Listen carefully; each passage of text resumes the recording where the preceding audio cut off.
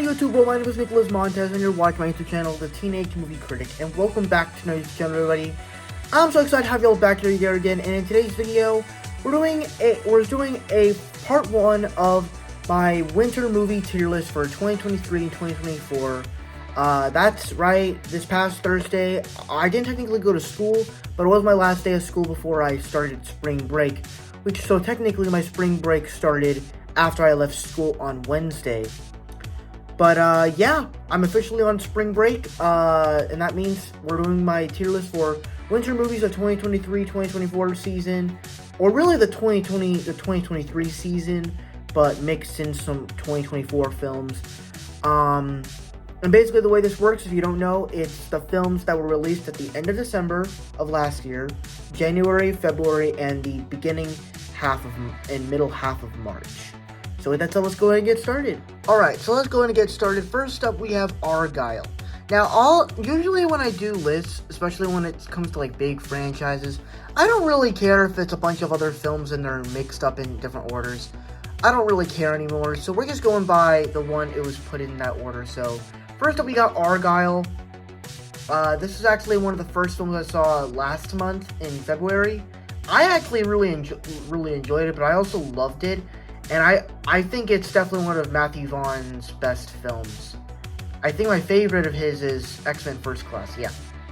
So this is definitely going in the A tier. Next up, we have All of Us Strangers. Not particularly a movie that I love like most people, but it is still a film that I do really appreciate. So I'm going to put this one in B. Imaginary.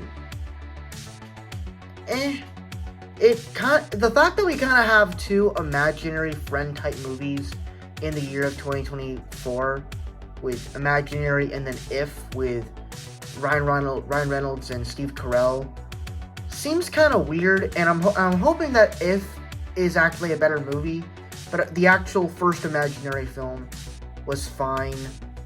This Imaginary film was fine, so I'll put it in D just because I don't really remember anything about it. Suncoast, easily one of the most emotional films this past year. I mean, my parents actually saw this on Hulu. I actually recommended it to them, and they loved it. They felt the emotions through it, especially the last 10 minutes of it. The movie is absolutely great. So, it's not as good. I can't say it's as good as Argylle, but it is still a great film. Next up, we have Orion and the Dark. So basically pretty much the next 5 movies are top tier films for me. But I don't know if all of them will go in the A tier, because like, for example, there could be a film that I don't love as much, but it is still a top tier film. So Orion and the Dark easily is going in the A tier. I love Orion and the Dark. Of taking this concept of a kid being scared of the dark, but also acknowledging all these different characters of light and darkness, and how darkness can somewhat be appreciated. That's really interesting. The Underdoggs was Snoop Dogg. This movie is fun as hell. And I'll also put this in the A tier. The Book of Clarence, also a pretty spectacular film. Just basically doing a Black Jesus story. I thought that was really interesting. This Is Me Now, the sort of documentary based on Jennifer Lopez's life. It was very creative with all the dance sequences, but telling a really interesting story. And then having all these like Aquarius people being played by different celebrities. That was really fun. So it's just it was a really cool kind of documentary film. As to where I'll put it in A tier as well. Robot Dreams, another just amazing film that, hey, I'm glad I got noticed at the Oscars, even though it didn't win anything. I'll put it in A. Dune Part 2, possibly the most popular movie this month, and honestly, it's for good reason. The movie is shot really well, but it also tells a really good story. It continues the characters very well, and it does such great world building. and developing this world of Arrakis.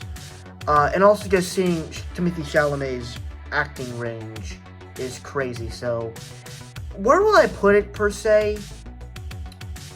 I'll put it in A tier, but it's gonna go low because I don't love it like other people. I respect it though. Yeah, so we're kind of starting off the list pretty positive now. Lies, Love, Bleeding. This is the Christian, the two bodybuilder girls movie, love story. It's pretty great. I'll put it in B. The Color Purple, definitely a great film. Not as good as the original one. Great music, but not as good as the original. I'll put it in B. The Thundermans movie, easily one of the funnest movies I saw this year. Obviously, it's a Nickelodeon movie, but it captures the spirit of what the Nickelodeon show was. So, I'll put it in C, only because I don't think it belongs in the same category as like A Color Purple. So, yeah. The Beekeeper, another just very fun movie with great action and continues to use Jason Statham's fighting style to the best of his abilities. The Tiger's Apprentice. It was an alright movie, but nothing really special. And I'll put it in B, in C. Mea Culpa. Just another... Honestly, I liked this one a good bit, but it's nothing special. I'll put it in C. Marmalade. Just another fine movie. Nothing really special. I like the eroticness of it, but that's all I can say.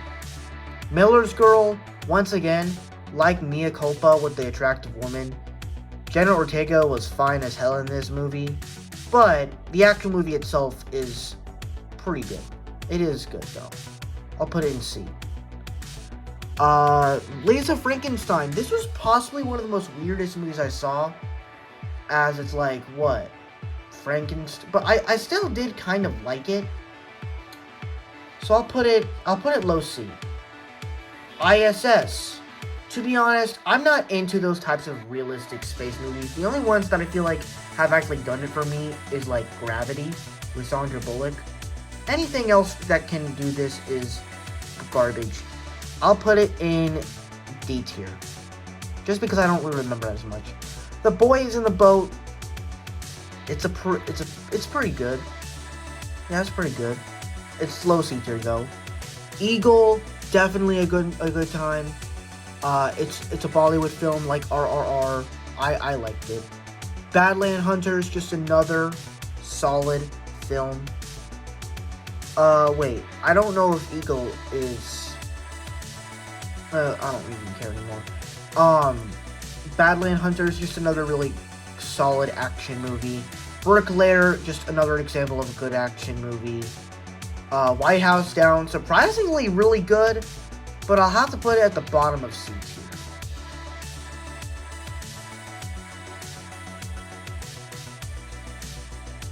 Alright, so you can't see the top half, but I'll show the rest of it. So, Bob Marley, One Love was a movie that I was so frustrated with because there was so much potential for this biopic to be great, and it just kind of suffered. Granted, the performances and the music is still good, but there's not a lot that I can go back to and rewatch this movie.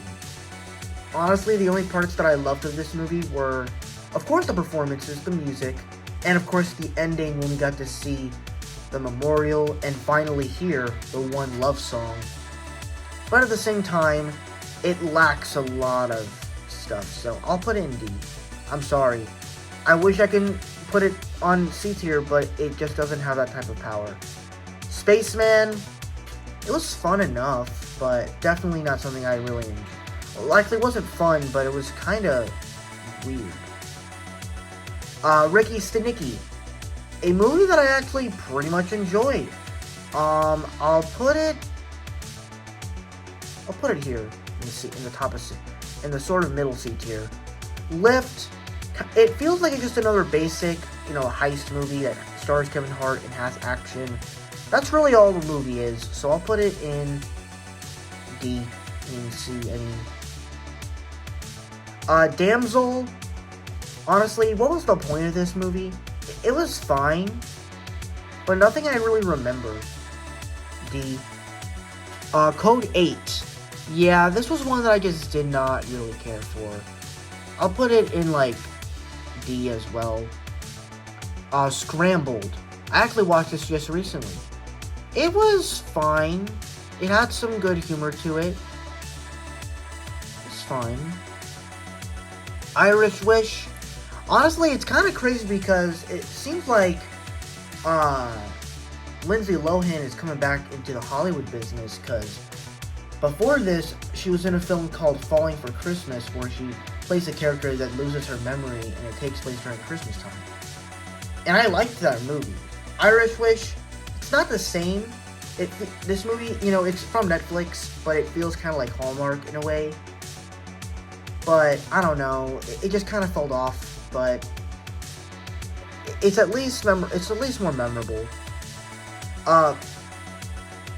Badland, or this other action survival soldier movie, it's good, it's fine. Roadhouse, with the Roadhouse remake, I thought it was good. It was good. It's definitely more enjoyable than some of these films. I'll put it in C. Players, like Scrambled, it's sort of like that, so I'll put it, actually, I'll put Irish Wish above these two. Drive Away Dolls, not gonna lie, I think I watched this like last week or something. I do not remember a single thing about this movie. Probably gonna have to put it in D. Ferrari. Honestly, this was a film I was just kind of disappointed with. I just didn't really like it. Yeah, so honestly F. I was just bored with it. And there's even a scene where a bunch of cars crash and it kills like a bunch of people. And what's even crazier is that I watched this film after I saw The Godfather Part 2. And so I'm like, this is basically like Godfather movie racing. That's basically what it is. Justice League Crisis on Infinite Earths Part 1. Yeah, not gonna lie, this is actually the second movie I watched of that DC AMU universe. Was not a fan of this one. I love Flashpoint Paradox, which is the first film of the franchise.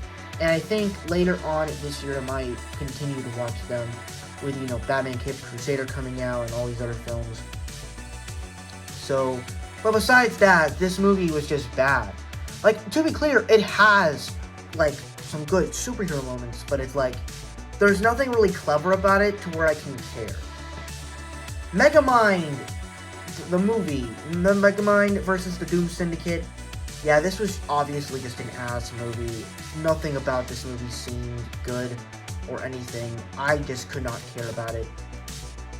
Obviously, they took everything that was so good about the original Megamind and just clamped it. I hated it. Madam Web, another example of just a bad movie. I mean, the visual effects are bad, the characters are bad, the story is bad, it does not make sense into what it is. The only thing that I actually liked was seeing the 3 Spider-Girls, which of course they're hot as hell, and the little interactions that they had and working together and learning from Madam Web. That was fun, but nothing else. Mean Girls 2024. A pretty good movie. Pretty good musical. I like certain shots. I like certain performances. But it doesn't reach the heights of what the original Mean Girls was. So, I'm going to put this one C tier. We're on to our final films. Kung Fu Panda 4 was a film that even before I saw it, I was skeptical when the trailer came out. Because the idea of it sounded cool. And so I'm thinking, there's gotta be some way or form that this could have the same energy as the first 3 Kung Fu Panda films. And for some reason, as I keep thinking about it, it just keeps getting more disappointing. And in some cases, it's like, I don't want to feel disappointed. Like, we literally had 3 great DreamWorks films the last 2 years. 2022, Puss in Boots 2. Last year with Trolls Band Together. And then this year we got Orion in the Dark, which was possibly one of my favorite DreamWorks films in the last couple of years. And then we get this one, and it's like, what are you doing? Obviously, you can already go check out my review for the film, and my franchise ranking, and my DreamWorks ranking. But besides that, it is not a good movie. It has some enjoyment value if you want to take your kids to go see it during spring break. I highly recommend it, but for long-time fans that have been watching it since the beginning, you're not going to enjoy it as much. So as to where I will put it, I'll put it in C. And then finally we have Night Swim, and I just thought this movie was kind of forgettable, but it's the least forgettable. So I'll put it in F, but it is still a pretty bad movie, and that's pretty much my tier list of all the movies I saw in the winter movie season of 2024-2023. Thank you guys so much for watching. I really hope you enjoyed. Don't forget to like, comment, and subscribe. And I'll see you guys in the next video. Bye-bye.